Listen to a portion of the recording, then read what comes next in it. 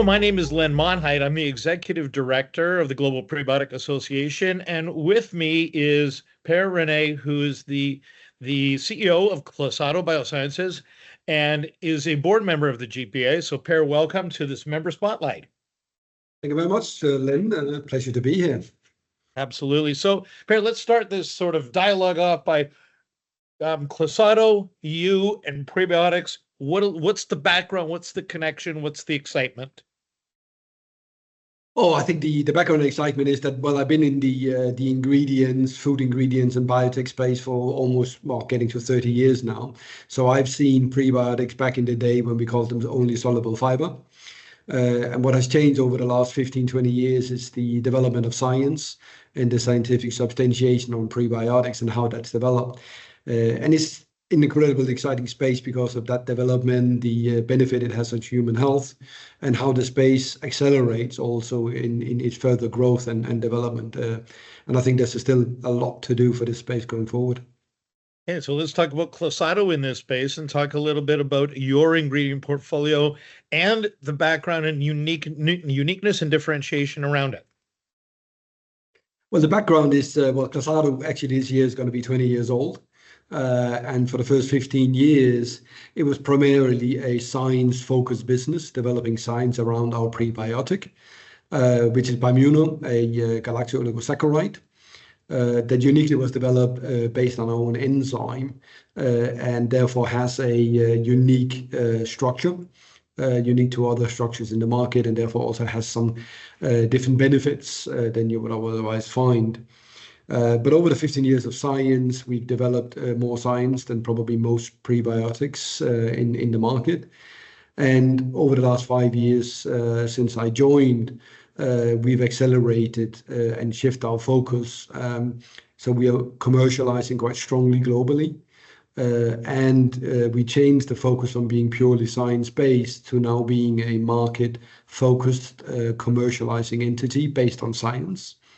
So we also continue to develop our science as we move forward. Excellent.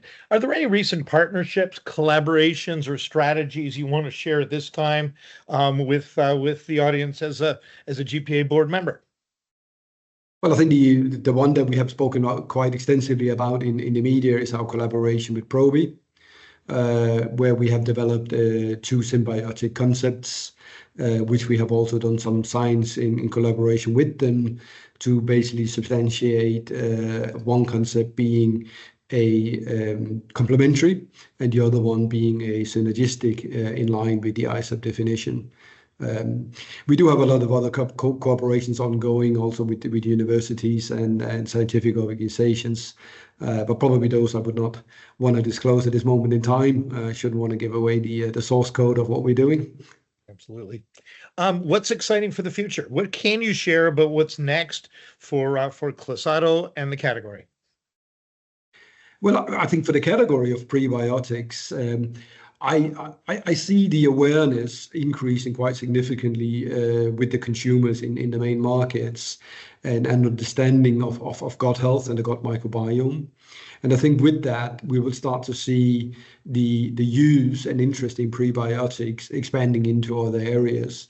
And I think although you can say the version of soluble fiber has been in the food and beverage space for many, many years, but not really sold as a prebiotic as the main driver, I think we will start to see that the food and beverage space realizes the benefits of actually bringing scientifically substantiated prebiotics into mainstream food products, functional food products, and sports nutrition.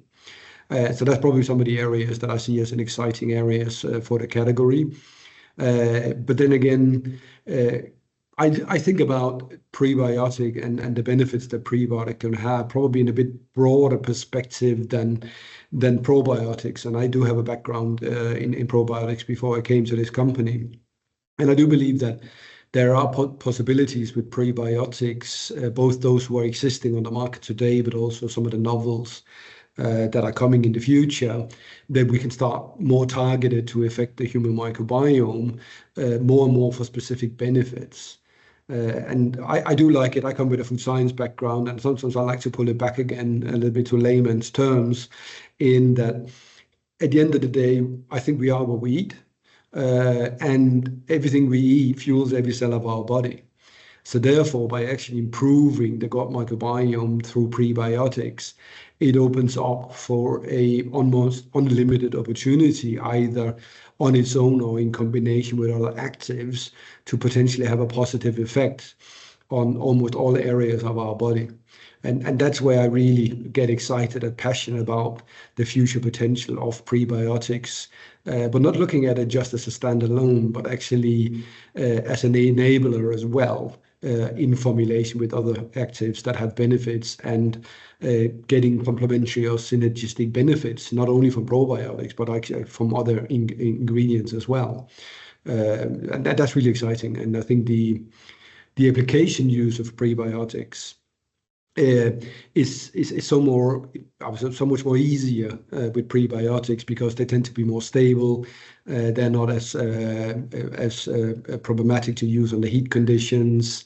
They are more stable to pH, all these kind of things. So even from a use perspective for food and beverage manufacturers, I almost see the future of prebiotics being more the go-to place to give food manufacturers the opportunity to improve not only gut health, but overall human health. And yeah, I think there's going to be decades for us to work on in this area. Excellent. Well, we share your excitement. I want to thank you, Per. Thanks, Clasado, as part of the board leading the Global Prebiotic Association. So thank you. No, thank you very much for giving me the opportunity, Len.